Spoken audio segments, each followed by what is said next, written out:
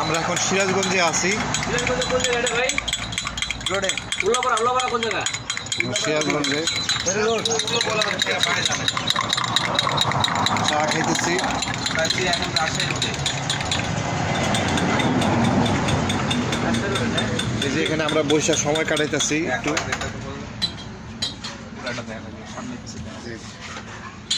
চিনি বেশি। হ্যাঁ দেন, আমরা চিনি বেশি দেন।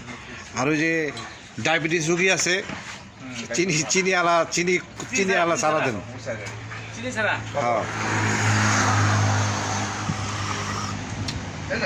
হ্যাঁ চাটা সেই হয়েছে।